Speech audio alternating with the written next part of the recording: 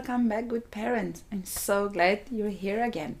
I'm Raluca Zagura. I'm a mom of two. I'm based in London and I'm a certified hand-in-hand parenting instructor or coach.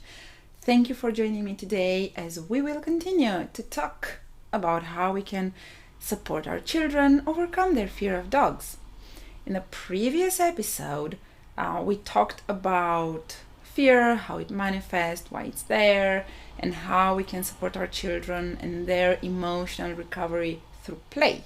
And if you haven't gotten a chance to listen to that episode, I link it in this episode's details. And in this episode, the second and final in the series, we will talk about the edge of the fear and how we can support our children to find and conquer it.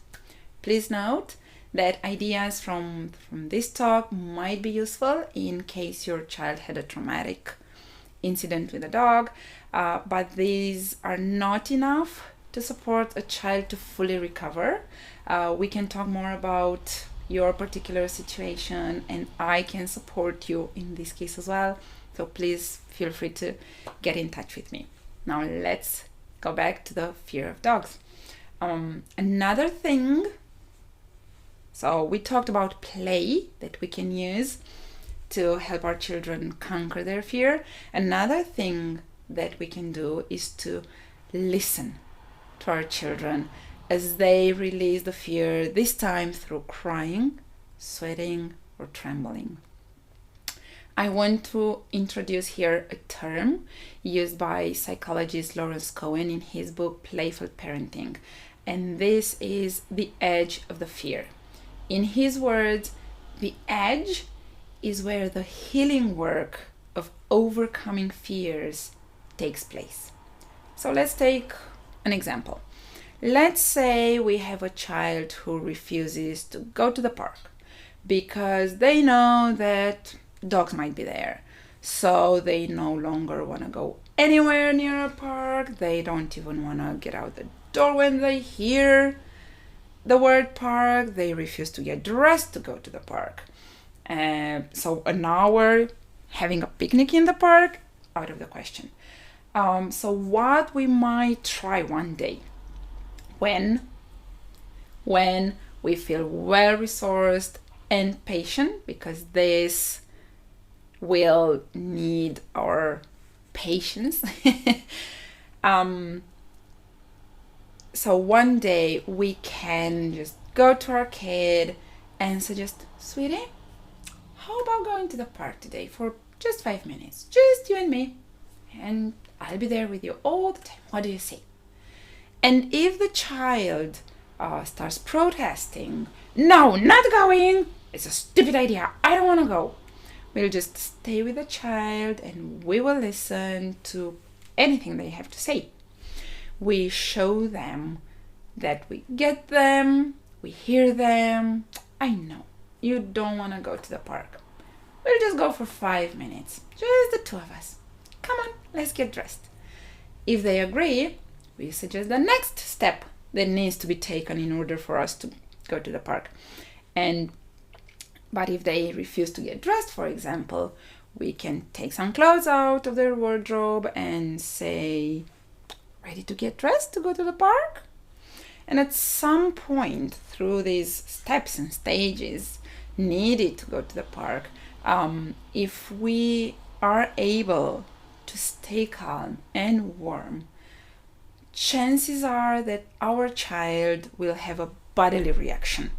They might start to tremble or shake with fear or cry, maybe even laugh. This is the edge of the fear. Being at home, safely tucked in their bed, it's too far from any dog. Being jumped on by a barking dog is too close. Somewhere in between is just right. And once we find this edge of fear, we're gonna stay there. We will be with our kid. We will listen to all that they have to show us and share with us about how scary even the thought of being in a place where dogs might be is for them. And in those moments, we don't have to say anything. We don't need to talk them out of their crying or trembling. I know we are told, stop the crying, because that means we've stopped the hurting. Crying is not the hurting. Crying is the healing of the hurt. Crying is the healing of the fear. So we will not talk them out of crying. We will not try to reason and tell them why they shouldn't be afraid of dogs. They really just need us to just be there and allow them to release the fear. They need to release that fear while feeling the safety that we are offering.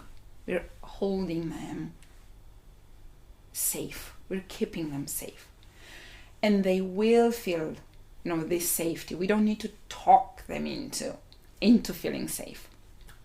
And this is their healing process.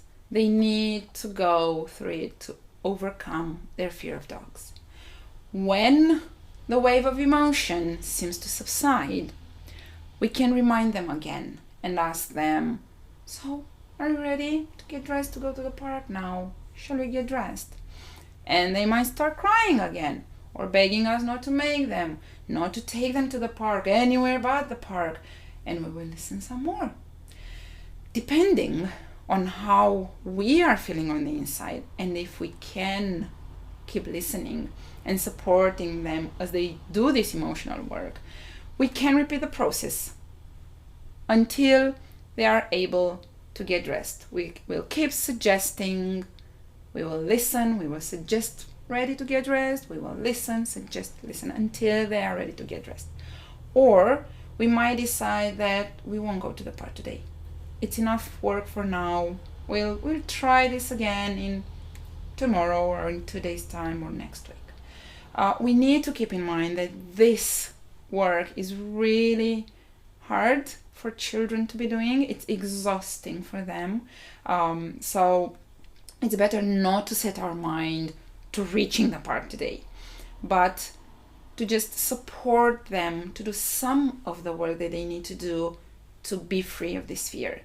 Deciding not to go to the park today isn't giving in to their protests. It's respecting their ability, respecting their capacity to work on emotional recovery today. It's supporting them in this work.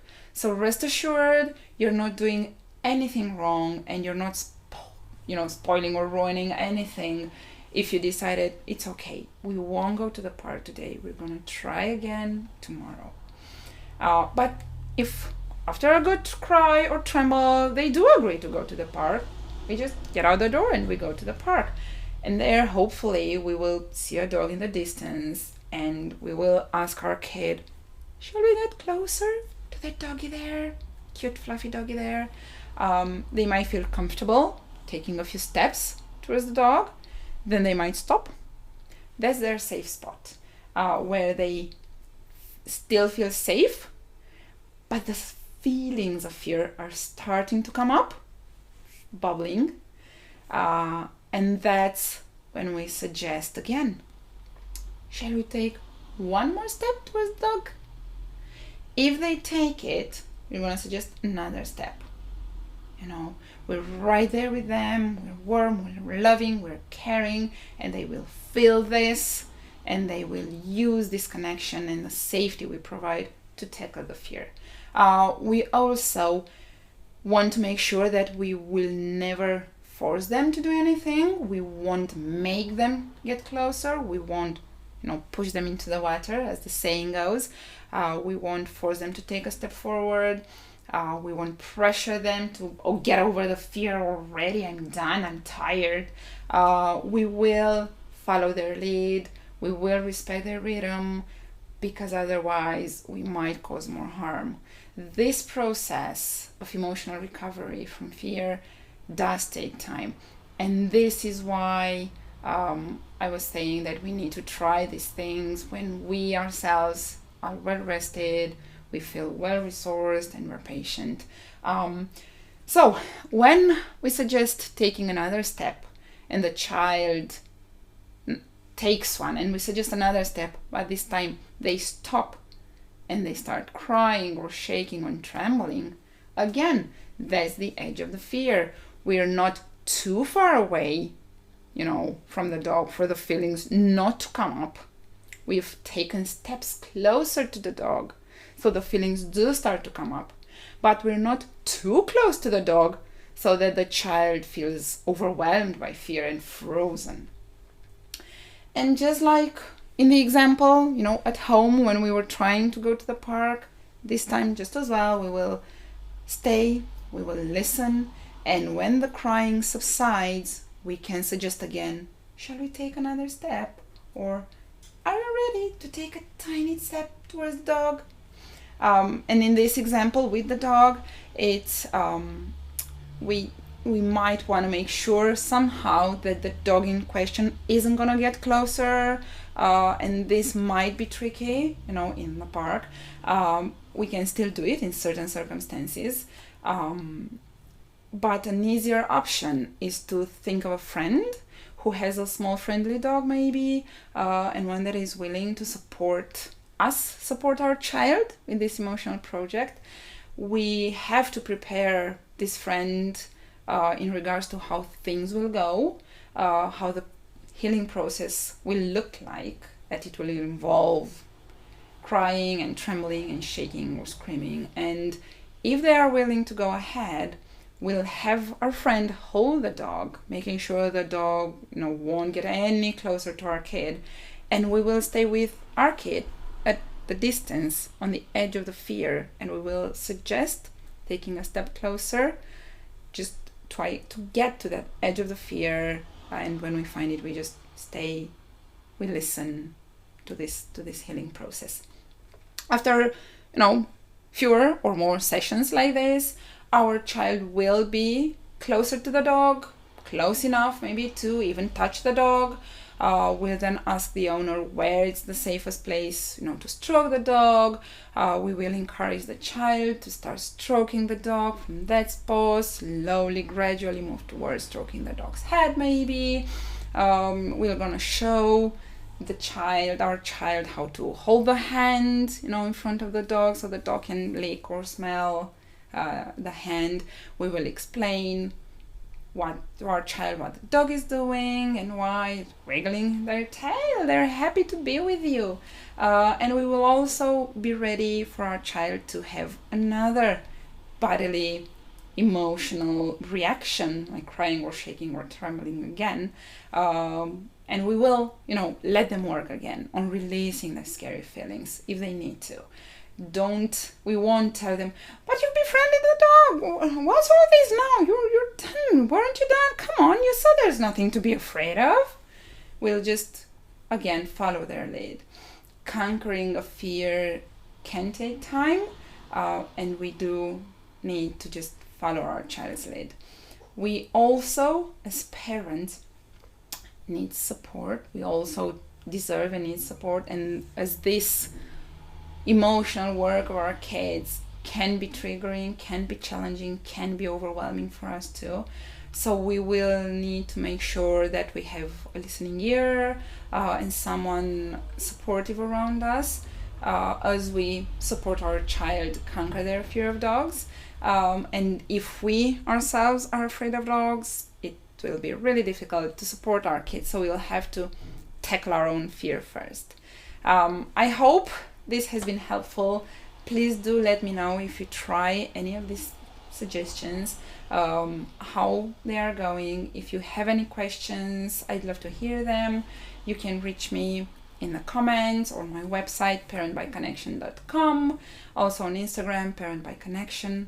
I'm Raluca Zagura, and it's been a pleasure being here with you again. Thank you for being here, for trying your best, and for the tremendous work that you are doing, in caring for your children. I hope you have a lovely day, and I'm looking forward to being here with you soon. Bye.